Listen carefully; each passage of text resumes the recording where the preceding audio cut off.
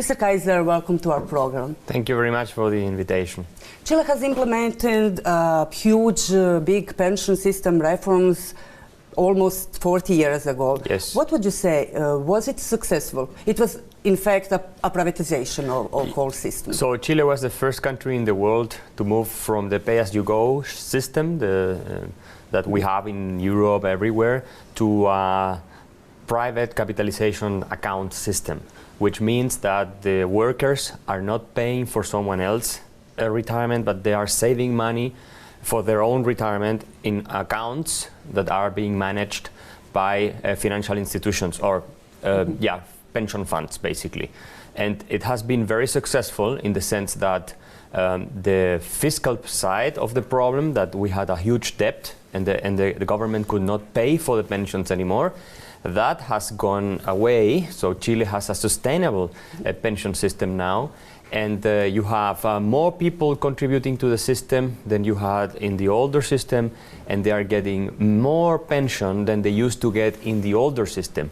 Also because our new system gives you a pension that is adjusted by inflation, and that was not the case in the previous system. So you had 50% inflation a year on average, and then workers would lose the purchasing power of their pension, and that would be very bad for them, and so they would get a very low pension. And it was a very corrupt system because all the people with political power, unions and other organized interest groups, they would get better deals because we had like over 30 different systems in the old pay-as-you-go scheme. So it has been successful. It's not a miracle. It doesn't give you $10,000 pension per month or very high pensions, because we have a problem that how much is the average pension? I think what percent of the average pension? So it depends how you measure it. But if you're a man, we retire with 65 in Chile. If you are a man and you paid 40 years of your labor life into the system, then the replacement rate, so the pension you will get when you retire, will be like 70% of your last incomes, which is very good, 70%. But that is not average pension. So that's not the average pension. The problem is that most people only pay into the system half of the time. So there is like, they should pay like 40 years or 35 years, they pay 20 years into the system. And so you cannot expect to have a very high pension. So the average pension is not very high because a lot of people don't pay enough into the system.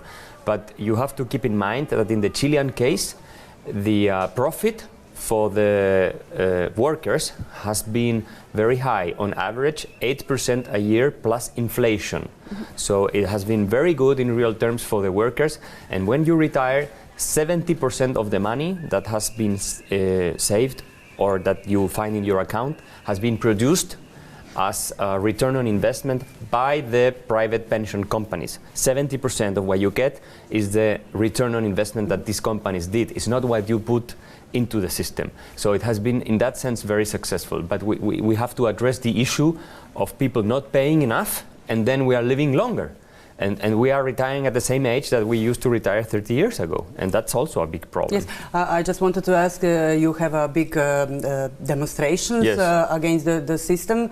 Many workers want the state to come over and take over the system again. So people, it's not very clear. Some people want that, but a lot of people were demonstrating and they didn't really know what they were complaining about. I mean, they all know that they want more pension, yes, but you see the surveys and most people don't really understand how the system works.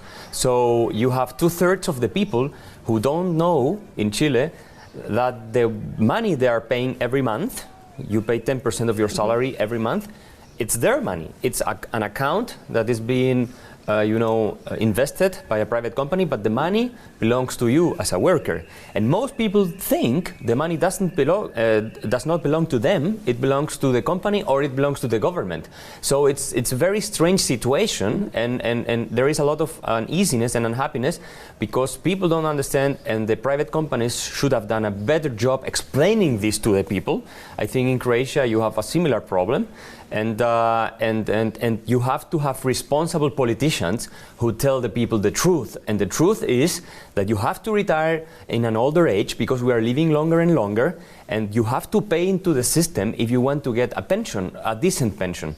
You cannot expect a system to create miracles. So if you don't save enough money, if you don't put enough money from your income into the system, and then you retire very young, compared to what you are living, like you retire with 60, 65 and you are living until 90, it's impossible. It's about mathematics. It's impossible that you will get a very high pension. What was the transitional cost at the time?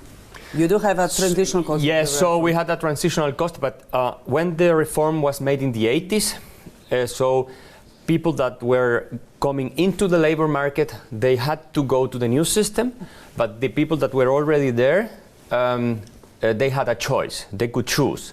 And most people chose to go to the new system.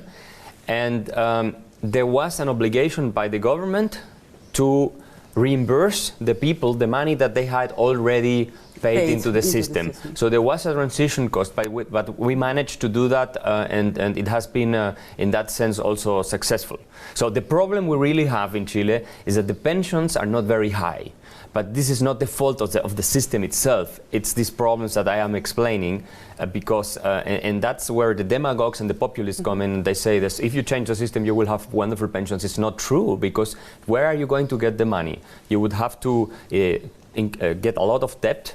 So the government would borrow a lot of money in order to pay high pensions, and then you will have a fiscal crisis. No one would get pension or very low pension, and then the whole economy could be, very harmed by these measures. The question is, the reform was made under the Pinochet regime. Yes. What would you say? Would it possible to make such radical changes in a democratic system? Absolutely. I mean, over 30 countries have followed the Chilean model, totally or partially. So you find this in different countries in Europe, in Asia, in Latin America, countries that have made the same reform that started in Chile, and they did it under democratic regimes. And then I have to tell you, when we had the democracy back in 1990, we had center-left-wing governments for 20 years, and these governments not only maintained the system, they perfected the system. So even the left-wing political parties in Chile, the moderate left-wing political parties in Chile, which were the majority of politicians at the time, they understood that the system was good and was working, and that it was a relief for the government, because the government didn't have to borrow so much money anymore in order to pay pensions. And then if you have to pay lots of pensions with government money, you have to cut the money to other people who need the money. And so this is a zero-sum game.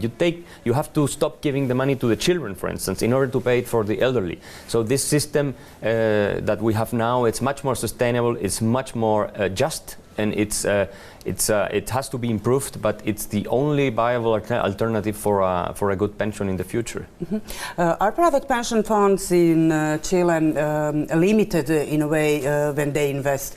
I ask that because in Croatia they allowed to invest only mainly in the state bonds or some other conservative, very high conservative, low risk projects. Yes, I think that's a mistake. We don't have those limits similar to those in Chile.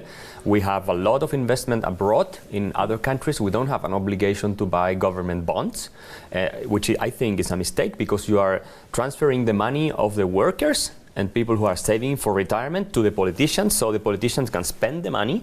I think it's a very bad idea. I don't know why you trust your politicians so much. No, they don't. So yeah, that's the thing. They make laws. Yeah, right. I know, but yeah, and so they want to get their hands on the people's money because they want to spend the money, and so they can get re-elected.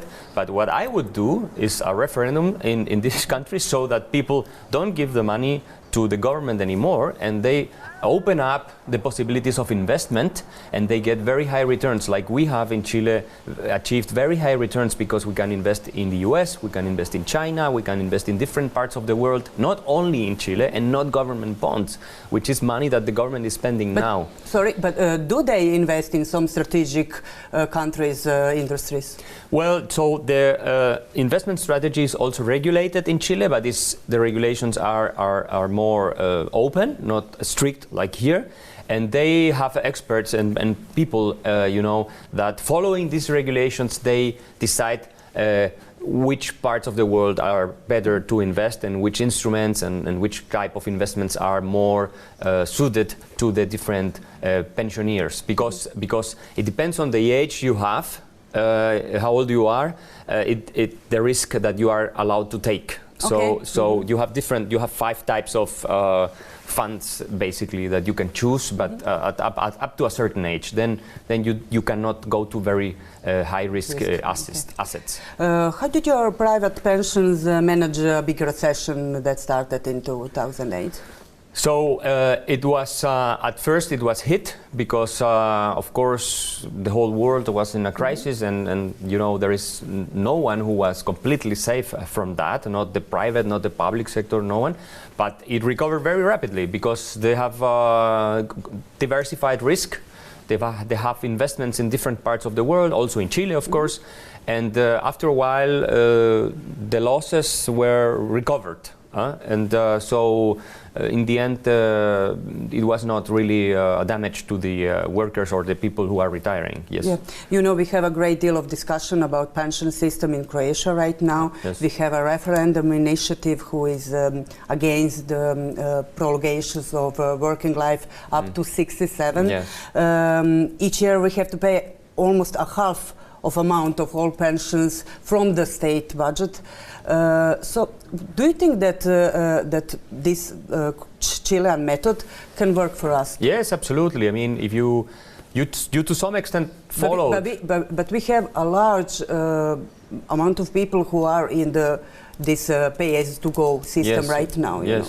Yes, and I think that's a mistake. You should try to move all the people into a fully private capitalization account system where the government cannot intervene and not take the money away from the people. But the transitional cost will be huge. The transition cost, you would have to manage that, but Croatia is in a better position now than Chile was in the 80s to do that, and we managed to do it. So you would have to, of course, get a couple of experts to calculate these things, but you have to do it because the cost of having the government to pay these huge sums of money that the Croatian state is paying now is going to be much higher in the future because the population is growing older. And then if you don't address this issue, you could have a fiscal crisis in 20, 30 years that would be much worse than anything that you could have or you should pay for the transition cost. So I think that Croatia should start reforming this now. And of course, and I know people don't like this, you have to increase the retirement age